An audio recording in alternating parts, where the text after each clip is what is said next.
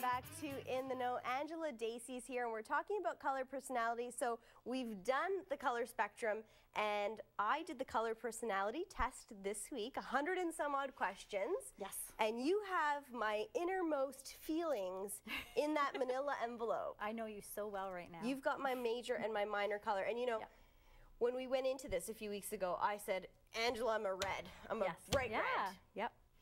And then when I met the yellow, I was like, you know what, I think I'm yellow. Okay. And how are you now with green, blue, indigo, violet?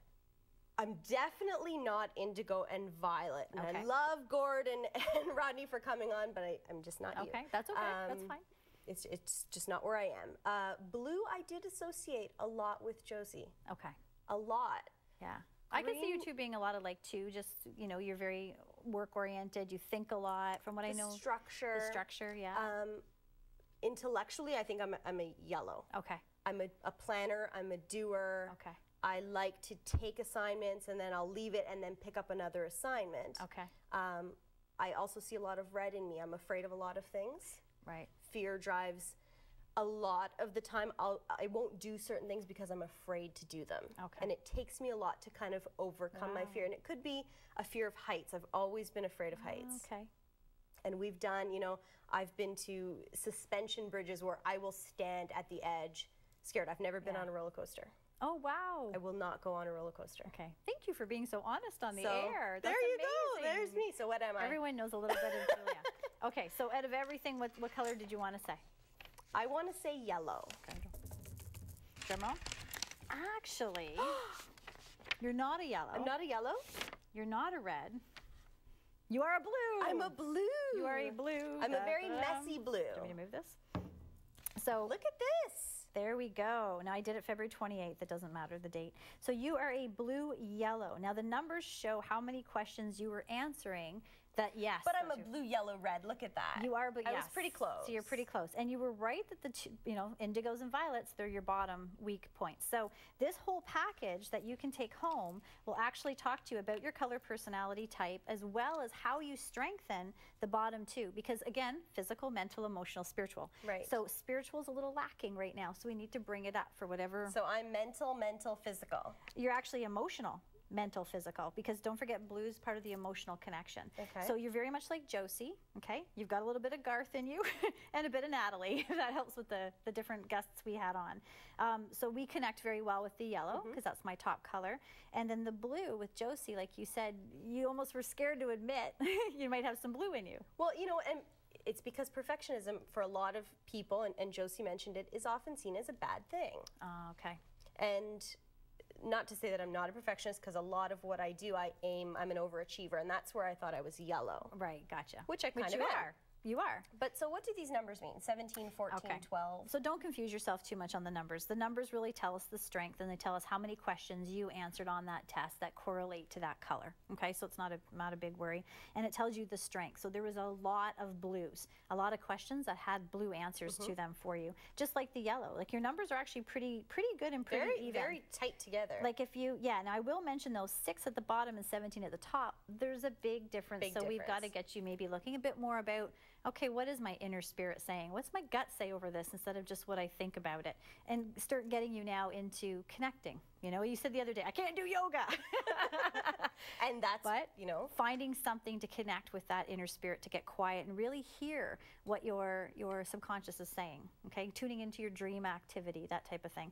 But more than anything, it's knowing that you're that blue and that you will function as a blue, and the people around you and now your staff know, okay, she's a blue. And everyone knows. And it makes a lot of sense that way. So this is a great thing anyone can do. Just if you don't mind me saying, it's like a $30 test. If anyone wanted to do it, I can send off the questions and we can do it all and, you know, process it and figure out what you are for you. So it's fun. But the part I love is that, you know, when my course gets online, which hopefully it will this year, it's going to be a fantastic way for people to take the course and really explore. You wanted to explore. You needed to know you were a bit of red, you're a bit of yellow, a bit of this. If you didn't explore that, then and I just said right away, Julia, you're a blue. You wouldn't have been open for the 6 other colors. Right. And now you were. And you know what, I appreciate that, because what we talked about the first time you were here and the second time you were here is that you need to kind of make your own rainbow. Yes. And choose little bits of every color. Right. So the question I have for you, so we're doing this today. In 5 years, will I still be a blue? Chances are yes. So here's where it goes kind of interesting. I did a 5-year span. I'm still a yellow violet. Even though I did years of personal work and growth, I'm still a yellow violet. Where it comes in interesting is whether or not you're truly being an authentic blue, or have you developed that color due to circumstances, environment, upbringing, and maybe you're really the yellow that wasn't allowed to express itself. Right. So this is now for you to go home and read and say, okay, am I truly a blue? Am I wholeheartedly, right, 110%, this is me, and I'll be authentic to that. Some people, like I'm going to mention Rodney, when he first took the course, he couldn't believe he was an indigo. And he had to look deep inside to go, wow, that is me, and I've just suppressed it for a really long time. So sometimes the test can reveal, this is me, and yep, like I'm a yellow, you're a blue. Or it might be like, oh wow, I never thought I was that. And then you have to really look for that true authentic self. Okay. Does that make sense? Yeah, and it can be a little confusing, I know, on a show when normally I teach this for 8 hours. So it's finding that true authentic self, learning about who you are, and that's the key. The key is really, it's just about who are you really, and being really, you know, a place where you respect that and you honor that, and you're not trying to be somebody you're not. You're just, like I say, this is who I am. If you meet me in the grocery store, this is me. If you meet me on TV, this is me. You know, really becoming authentic in that personality and being proud, because really it takes 7 colors to make a rainbow. So it doesn't matter. There's no one better than the other. Yeah, that's a good color, that's a bad color. They each have, you know. Not at all, exactly. So they're good traits and they're not so good traits. Yeah, so this is cool. So now you know you're a blue, yellow, red. Very much connected into those doing kind of personalities. So now we're going to connect you more into the emotional and into the spiritual. Even though blue's emotional, they think a lot. So we're gonna tune you in. Thinking emotional person. Yeah. So we're gonna tune you in more to what's your heart saying, what's your gut saying, and if you start focusing and bringing that into your life, you'll find that there's this more harmonial balance. Interesting. Took you by surprise a little, didn't it? I'm a little bit shocked. Mind you, when I met Josie today, I had a feeling you'd connect with her. Yeah. Yeah. To a certain extent. The perfectionism is an interesting thing, because people who know me know that I am, you know, very much a perfectionist, and if something's not dotted or crossed, I do freak out a little bit, but I'm also a very messy person. Well, you know what, perfectionism can come in different ways for different people. One thing with blue that you mentioned to me is that you always voice. And blues, as much as they might not voice their true feelings, they voice. Truth is the key for a blue. So you do. You're very open with your voice, and that's very much blue. Using that throat to communicate and to express. You can do that. Perfectionism is more, some people, you know what, like the Hoarders, if you watch that show, for example, a lot of them are perfectionists that just can't handle being that clean all the time. So they let everything go 180 the other way. So it's, again, everything's about a healthy balance. Now, if I knocked on your door and spontaneously said, I'm here, would I freak you out? Yes.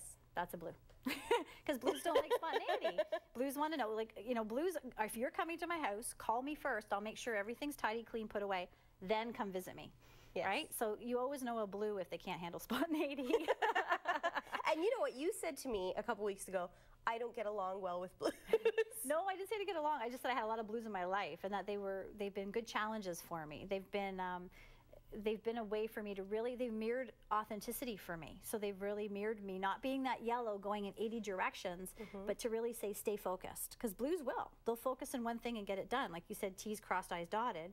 So I think, if anything, they've been challenging for me in a mirror way to say, Angela, this is what you need to look at. So I've had a lot of blues in my life, and it's always for a good reason.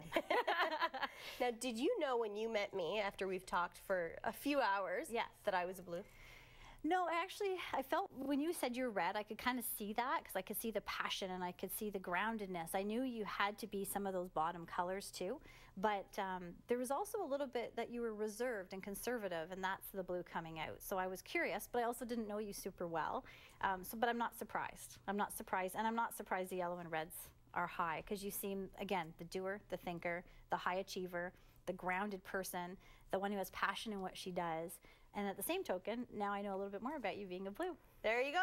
And so does the rest of York Region. All right. We've come to the end of our show. Thank you so much. If you'd like some more information on Angela's services, you can visit her at angeladacey.com. Next week, talking about feeling, we are discussing reflexology. And our guest is Linda Googe. That's all coming up next week on In the Know. Make sure you tune in, and we'll see you then.